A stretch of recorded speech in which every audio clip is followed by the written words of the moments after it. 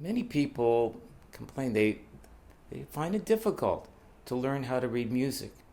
And when I ask them what the difficulty is, the first thing I notice is they don't know the names of the notes on the guitar.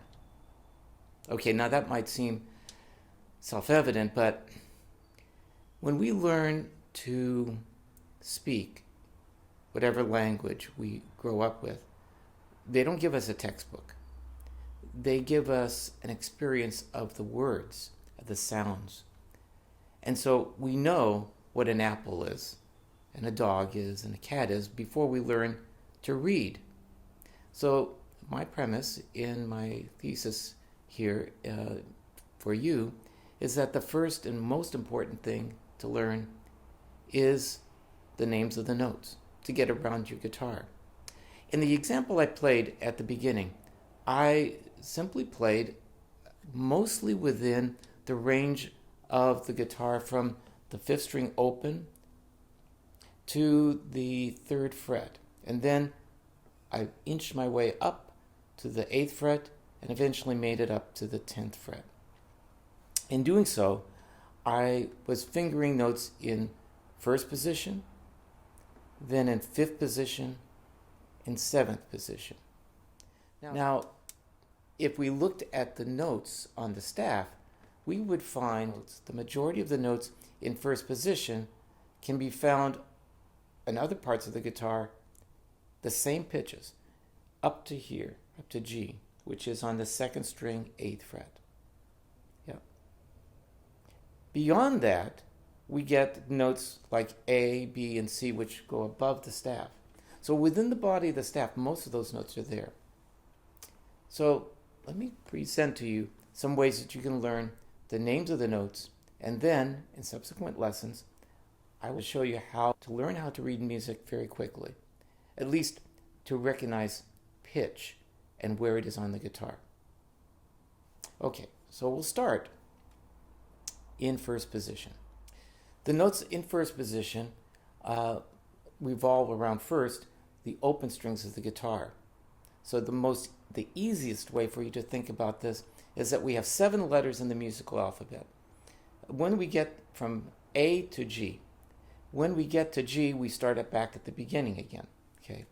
As it works out for the guitar, we don't start on the letter A. The lowest note on the guitar is E.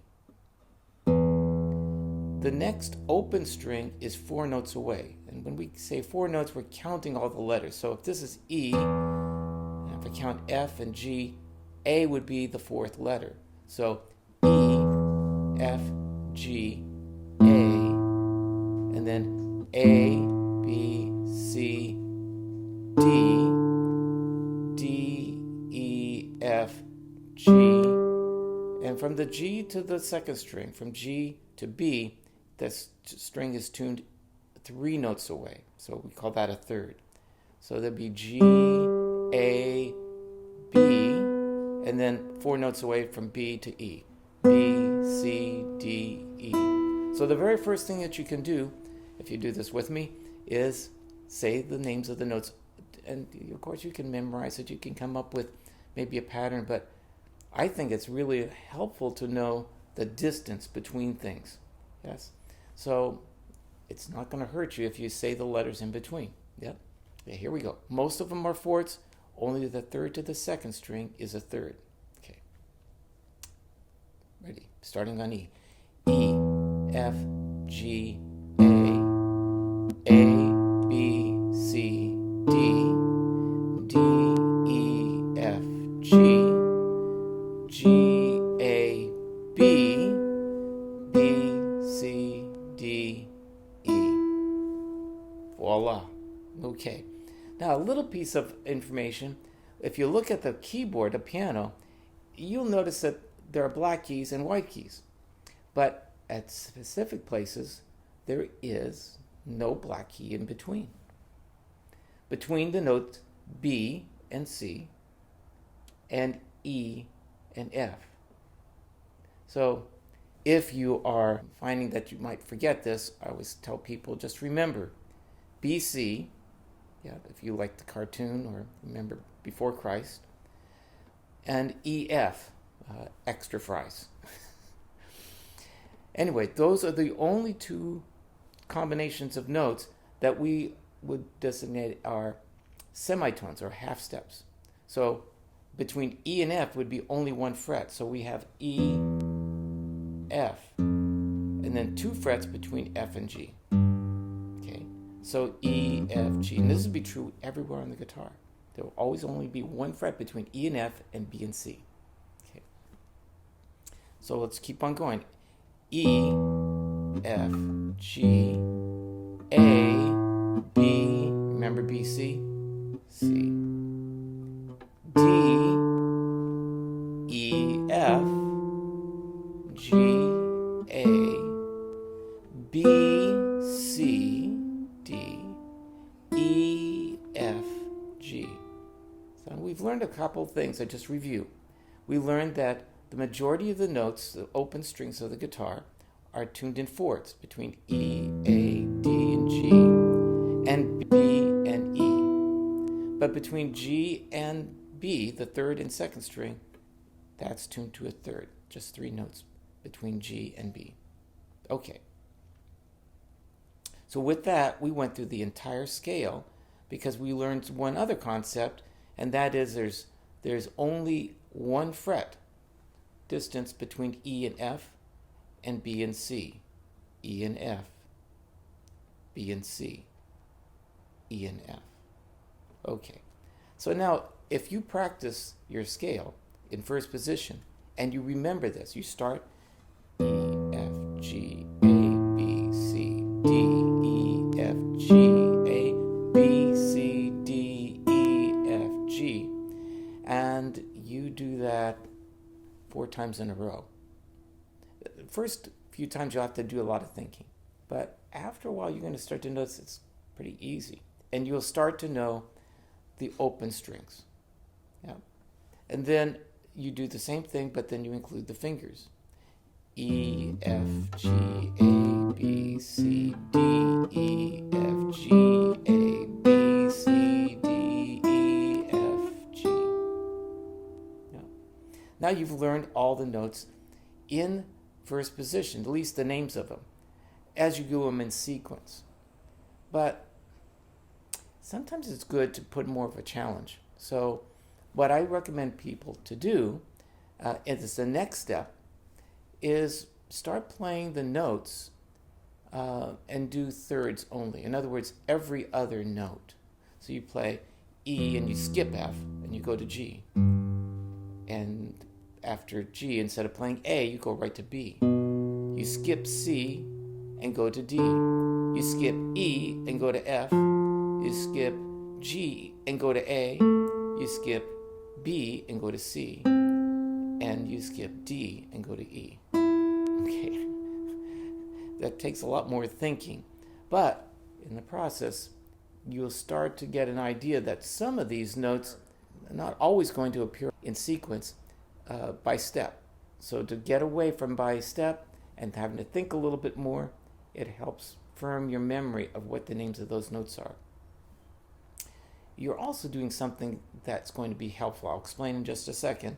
But we're going to try the same exercise, but start this time on F. And you're welcome to do this with me. Okay, we're going to start with F.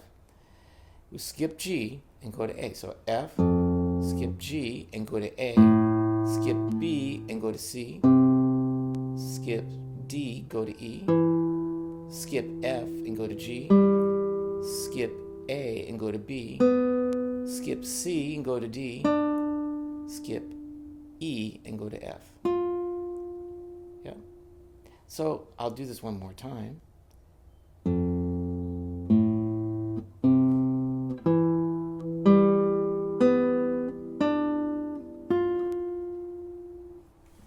Okay. Now, again, take it in steps. We started with the open strings, we did all the notes of the scales, and then we did what we would call a scale kind of in thirds. Now, we're jumping a little bit here, but I want to introduce an idea that will be important to this exercise. Every single time we have a chord, it's comprised, or just a basic chord, it's comprised of 3 notes. what we call a root, a third, and a fifth. A root is the starting note. The third is 3 notes above that starting note, and the fifth is 5 notes above that starting note. Each of these notes that I just described are a third away. And in written notation, that will always appear as a line to line to line note or space to space to space note. So what I'm saying to you is that you can play chords when you do that exercise. Watch. Okay, I'll just do the first 3, E, G, and B. Remember, I skipped F and I skipped A. E, G, and B. If I do that on another part of the guitar, it would look like this. E, G, B. Well, maybe you already get the idea.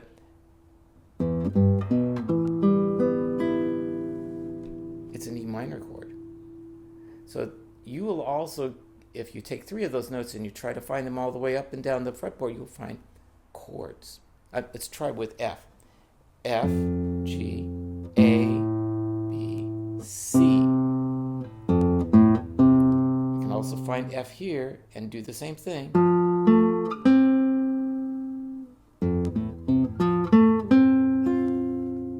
Yes?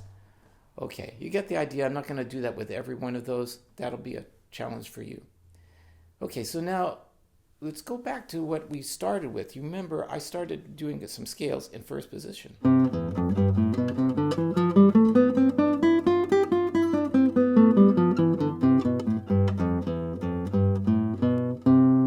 I was just improvising just now and at the very beginning of our video.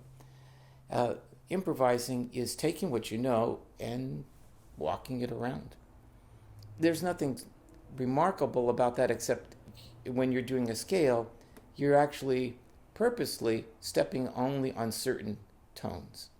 And if you know what those tones are, you know the names of them, then you can be able to manipulate that. And being able to do that, you'll discover that you might recognize a tune. And that is a discovery in itself. Okay, I'm going to show you the same scale we did here, C, D, E, F, G, A, B, C, in second position, starting on the note C. It's the same note. I'm not playing it with the third finger, I'm now playing it with the second. But I want you to know I'm going to do 2, 4, and this note here is the same as the 4th string open, C, D. And then E and F, you know, is only 1 fret away. That's in the same place, but we're in second position. That'll be with 1 and 2. F to G, 2 frets. So now we've got a pattern. 2, 4, 1, 2, 4. And if I continue, I'll go to A. It's right here on the 2nd fret. And I have A, B, C. So that pattern for the first scale looks like that. It's the same as C, D, E, F, G, A, B, C. C, D, E, F, G, A, B, C. So what you're discovering is some of the same notes we have here are up here. We know the names of those notes, and we can now recognize them on a staff, which would be the next step. We would know that the note C and the note C are written exactly the same. They're just in a different location. It takes more than a day or two to build Rome, and it takes more than a day or two to learn all the notes of your fretboard. But this I'm giving you is a strategy to be able to accomplish that. Okay, the next 5 notes, we had C, D, E, F, G here. That can be found in 5th position. And I have a whole series of scales in terms of this particular form. This one here goes 1, 3, 1, 2, 4, 1, 3, 4.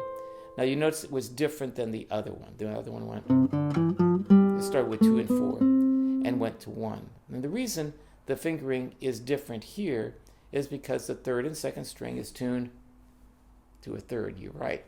So this is the reason why this shift involves 1, 3, 1, 2, 4, 1, 3, 4.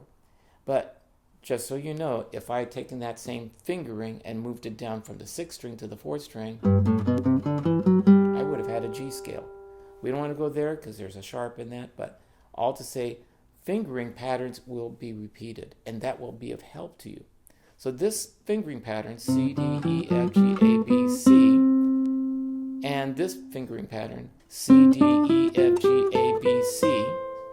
Okay, so if we combined these two scales that we did, and we shift, the advantage of that is we can get all the way up to a high C, which is above the staff itself. Again, we're not reading any notes, but I'm just letting you know these are the names. Okay. Now the same scale that I just did in fifth position, second and fifth position, I can do in seventh position, and the first octave is exactly the same. C, D, E, F, G, A, B, C. Same fingering as we did here. And it relates to, you see, are you getting a little excited?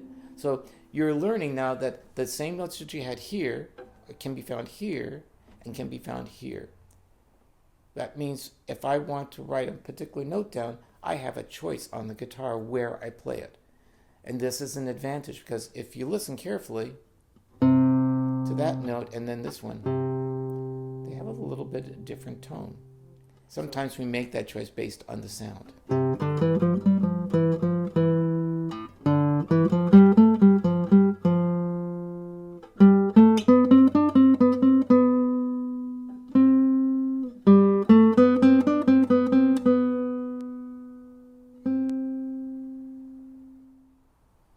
Okay, the last octave going from C to C starts in seventh position, and it's so C, D, E and F, one fret, G, A, and B and C. This one might take a little bit longer because it doesn't follow the patterns we had. It does have a pattern, but it's a different one. Again, if you practice this and think, C to D, D to E, E, F is one fret, 4, 2 will be the next one, A and G, B and C. And that will mean that you can be able to play the entire scale and say the names of the notes. C, D, E, F, G, A, B, C, C, D, E, F, G, A, B, C, C, D, E, F, G, C, D, E, F, G, A, B, C, D, E, F, G, A, B, C, C, D, E, F, G, A, B, C, C, D, E, F, G, A, B, C. Okay, it can be a little confusing. I'm rushing it a little bit because this was a long lesson. But hopefully you endured, and hopefully you can stop and review this lesson in parts. And write me a little note, either on the YouTube page or you can send me an email. Okay. I look forward to hearing success for you. And this is the first step of learning the notes on the guitar. The next step, reading them, much easier than you could even imagine. Okay, best wishes.